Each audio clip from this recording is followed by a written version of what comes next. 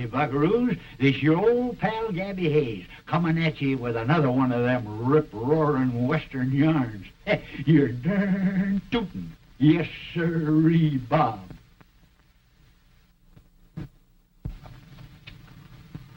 Hey, looks like I need a new pair of boots, don't it, huh? Oh, shucks, no. They ain't broke in good yet. I'll just send them to a shoemaker. Oh, speaking about a shoemaker, kind of reminds me of an old uncle of mine. Cobbler Hayes, he was known as. There was the greatest shoemaker the world has ever known, human or otherwise. He used to make all kinds of shoes. Men's shoes, ladies' shoes, children's shoes, horseshoes, any old kind. Well, of course, he got so famous that folks come from all over the country just to get their shoes made. Well, sir, he didn't have no place to store them, you know, so he found himself a cave up in the side hill, and he put all of them shoes in there. Well, sir, one night a great big avalanche come down the side of that hill and just buried that cave. And you know he never did see them shoes again. But about 3 years later, he was riding along there, and he happened to pass the place where he'd buried the shoes, you know, and he saw something growing out of the ground. What do you think it was? First shoe trees the world has ever known. Yes, sir. Yeah. Oh, say, it's time for today's story, ain't it, huh? Yeah, let me see now. It's all about a young feller by the name of Billy Carson. He was on his way to pay for and pick up a herd of cattle when he run into just a little mite of trouble.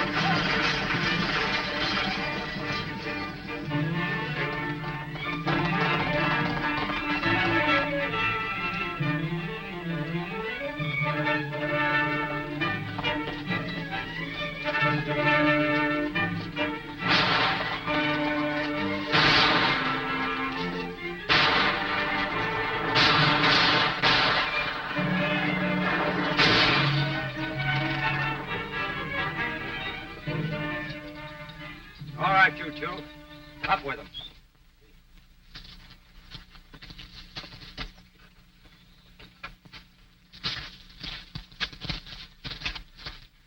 Billy Carson. Hi, Buzz.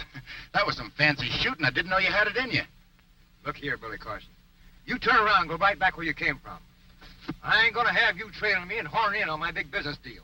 You're loco, Fuzz. I'm not trailing you. I didn't even know you were on that stage. Don't try to be funny and tell that to somebody that ain't got good sense. That's what I'm doing. You should apologize to him for talking like that. After all, he saved us from being held up. He didn't need to bother. I could have taken care of it. Hello. A pretty rough trip for a tenderfoot. Me, a tenderfoot? Why, I was born on a ranch in Devil's Gap. You showed good sense in picking out a place to be born. Hey, Fuzz, see about that driver.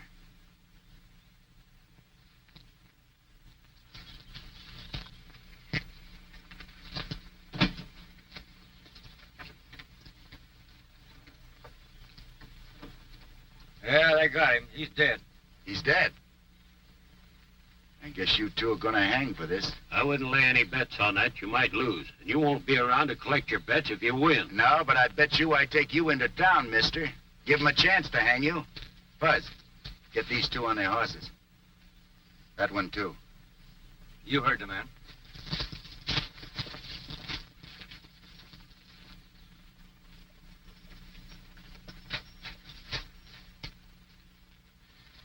Why, you're hurt. Can I help you? No, it's just a scratch. The bullet just nicked the skin. He probably jumped over sideways to get himself creased with a bullet.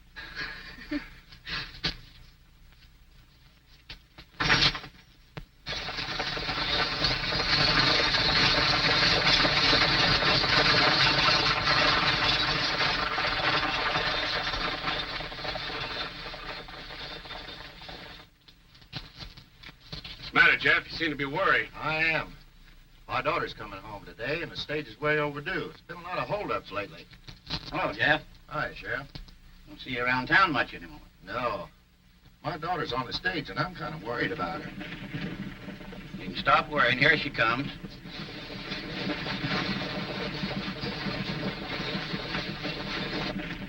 That doesn't look like the regular driver.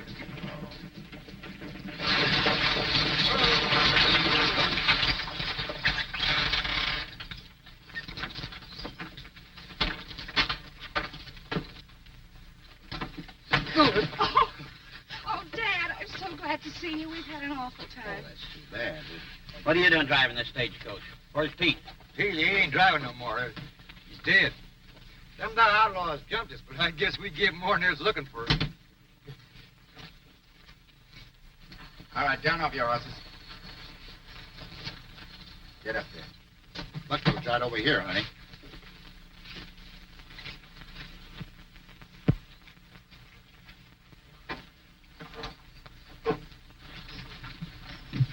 Brought you a couple of boarders, Sheriff. The third one, he's badly damaged. Yeah, and you can count on us to be in court to testify against him when you're ready to hang him.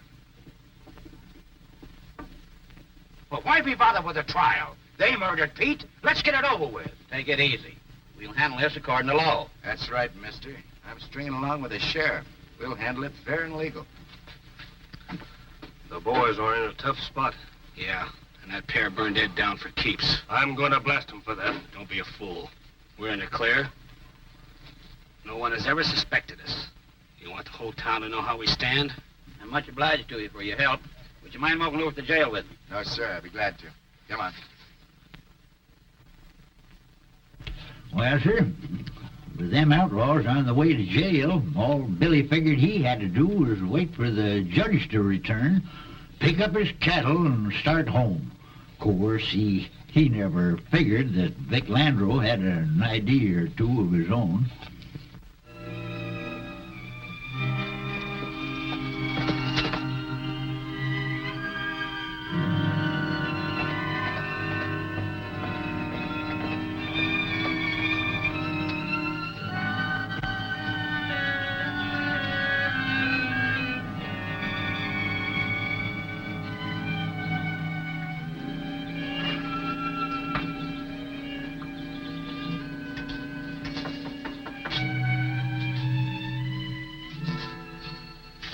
Are you, Jeff Barkley? That's right. I'm Bill Carson. Jim Larrabee sent me over the money to fetch those cattle, to drive the herd back. You don't know how glad I am to see you. Come in. Thanks. We'll get business out of the way first. Make yourself comfortable while I write out a bill of sale. Fine.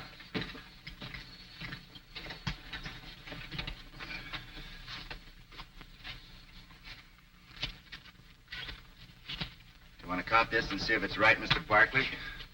Hope you don't mind a little blood on the money. I got myself nicked by a bullet. It's the first time I was ever happy to get blood money. Those rustlers about had me broke, and it looked as though I was going to lose the ranch. Gap's been hit pretty bad with outlaws, and they seem to pick on me more than anyone else. They rustled every herd I tried to get through to market. Naturally, I had to keep on borrowing money. So that's why you made a deal, to sell your cattle in your own range. That's right. I told Jim Larrabee the truth. Said he was willing to take a chance. Said he could depend on you to get him through. He didn't go into many details about the job. He said it might be a little tough.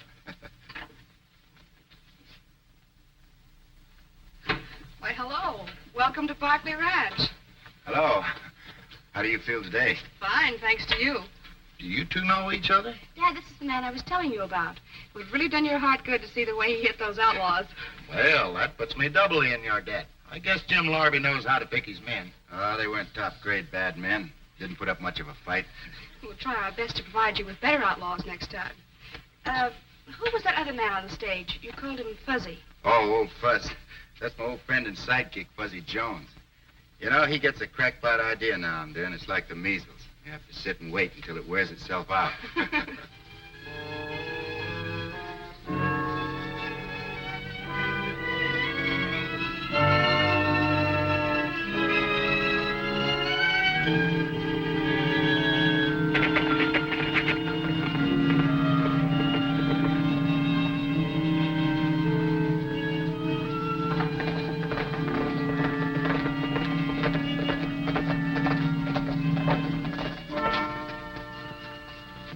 Here's your bill of sale.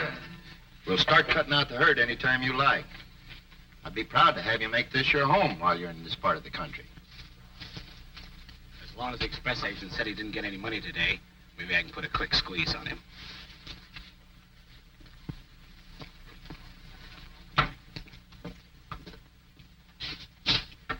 Excuse me, please. Howdy. Jeff, I wouldn't feel right about foreclosing on you. I'd like to make you a fair offer to buy you out so that you won't lose everything. I won't sell and you won't foreclose. I'm picking up that note. Well, where'd you get the money? Is that any of your business? Oh, no, of course not. I was just surprised, that's all. I thought you were in bad shape. I was yesterday, but not today. Well, Jeff, rustlers have hit you pretty hard. Think it over. It might be the wise thing for you to sell out. Ain't you the crook at Tin Horn the vigilantes run out of Cheyenne? If I am, nobody ever told me. Well, I'm telling you now.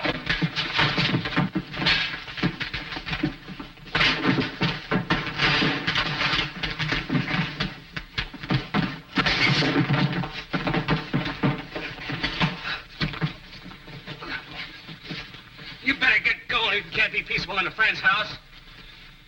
I'm sorry about this, Jeff. Oh, that's all right. No harm done as far as I can see, except to your friend.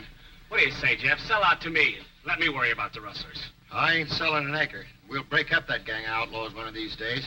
They might break you first. I'll take my chances on that. Well, I tried to do you a favor. Much obliged, but I'm not caring for that kind of a favor. I'll be in town tomorrow with the money and pick up that note. Well, I'll have it ready for you when you get there.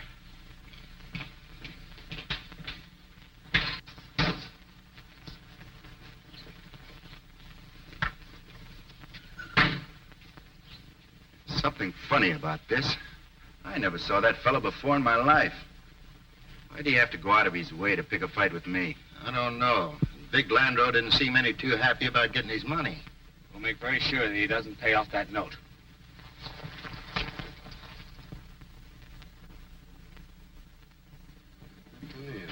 I'd like to hire a trail crew for a drive. Anybody interested? Where you driving from? The Barclay Ranch. That's a hoodoo outfit, mister.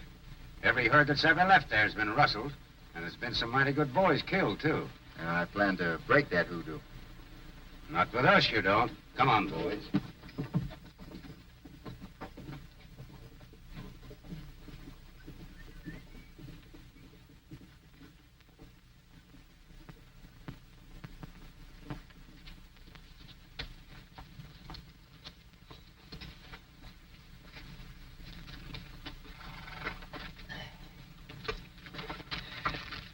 Sure be a load off of my mind when I hand Big Landru this money and tear up that note. Oh, I'll be glad to. Oh, Dad, don't forget to bring Mr. Carson home with you for supper. It'll be something special. I will if it don't skip my mind. I'll try to remember. Get up, Nellie.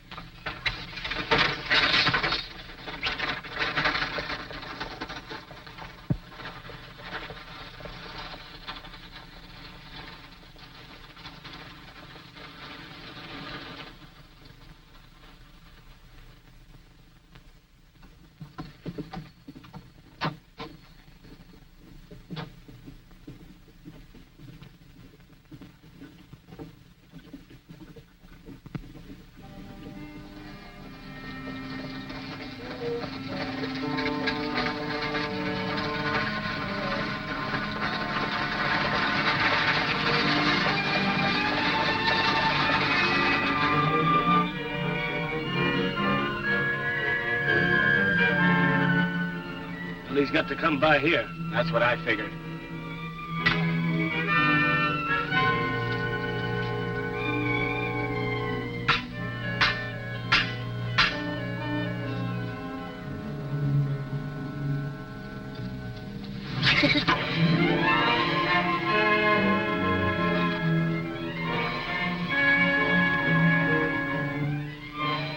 Get ready. Here he comes.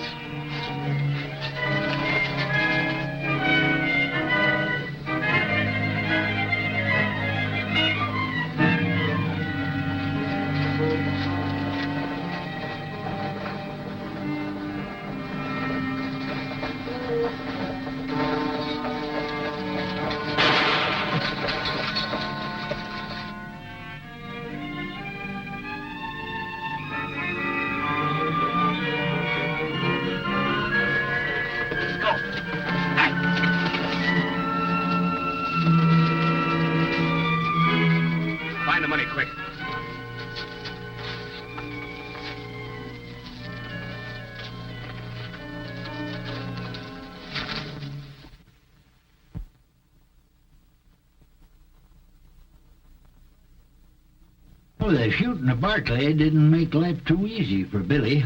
His friend, who was the first one to find Barclay, was cooling his heels in jail. And those two outlaws had broke out.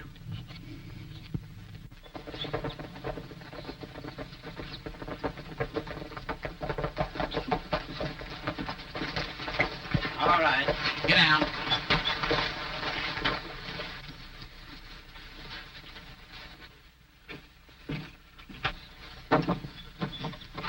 Get in. So you got him, huh? Yeah, thanks to Billy Carson's. You go on home and take it easy for the rest of the day. Thanks.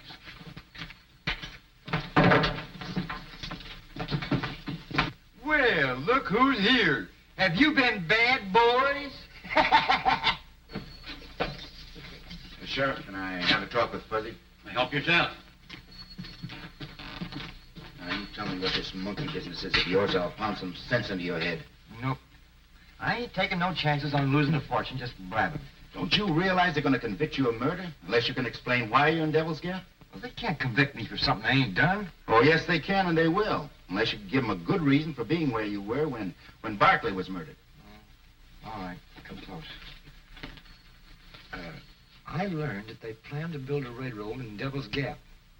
And anybody owning property there in the right place stands to make a fortune. Now I can see the reason for a lot of things. Landreau could have known that.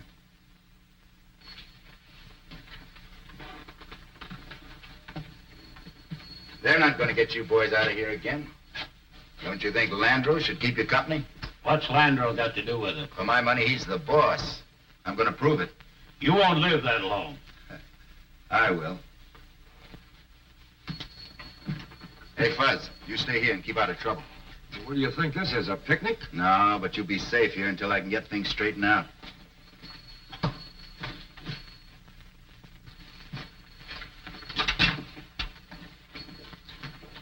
They're all yours, Sheriff. Thanks to you, Billy Carson. I guess that'll hold him for a while. You better watch this place. Watch it. Yeah, there's a leak in it.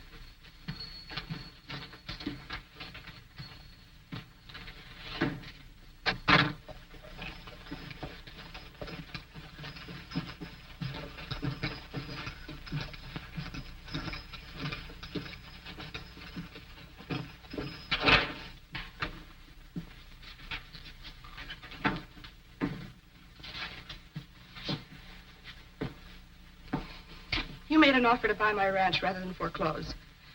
I'd like to accept your offer. Yes, I did make an offer, but your father refused and wasn't very friendly about it. Do you hold a grudge against a man after he's dead? You can foreclose. It's impossible for me to pay the note. But that's going to take time, and I'd like to get this all over with as quickly as possible. Well, yes, it would be worth something to be able to take possession immediately, not have to wait for a foreclosure and a sheriff's sale. I'll give you a quick claim deed to sign. Sit down.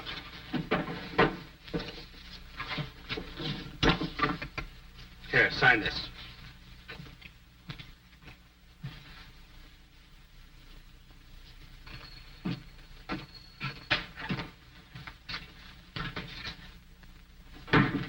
I wouldn't be in a hurry about signing your ranch away, Miss Jean. There's nothing else I can do.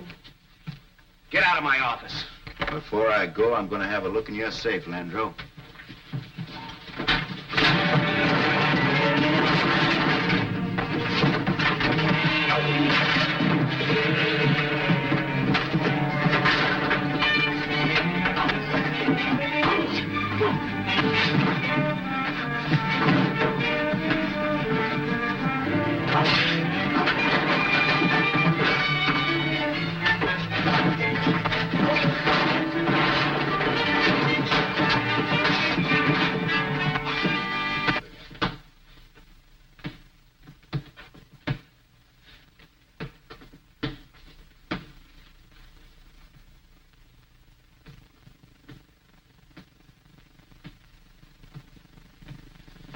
Cut out that tramping around in there. I'm trying to take a nap. I ought to be with Billy. He needs me.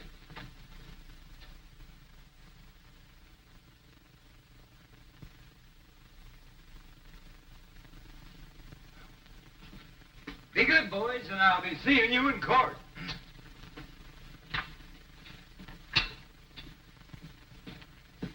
See you later, Sheriff. Okay.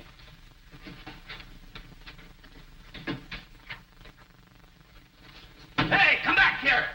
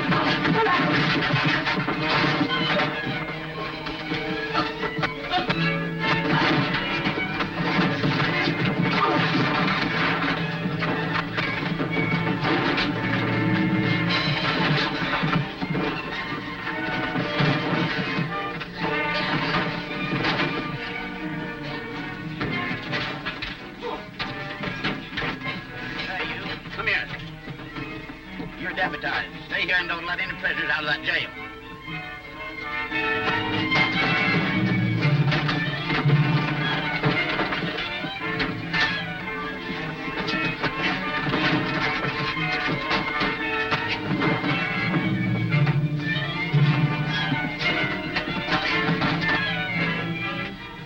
What's going on here? There was a holdup. He tried to rob my safe, Sheriff.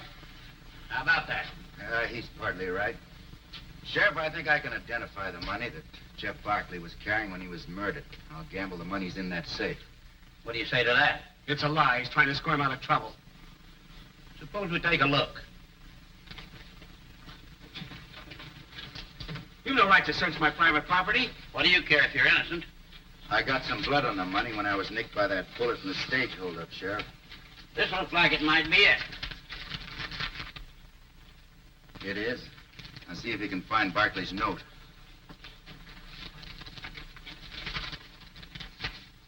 Hey, this looks like it. I think we can tear this up.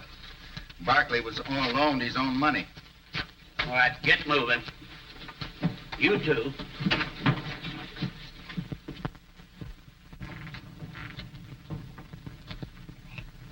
Well, things turned out just fine for our young friend, didn't they, huh?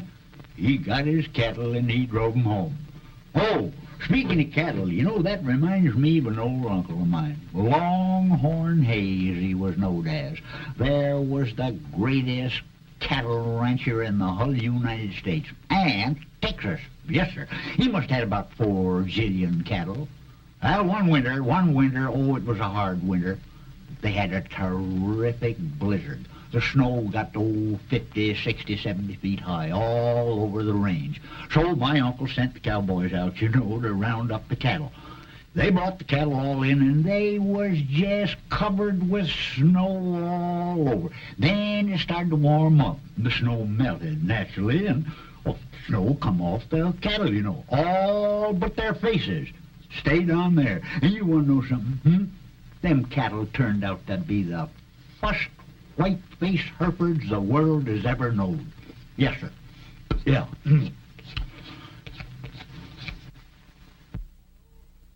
That's just about all for today, buckaroos. Well, I'll be back next week with another rip-roaring Western yarn. You're tootin'. Yes, sirree, Bob.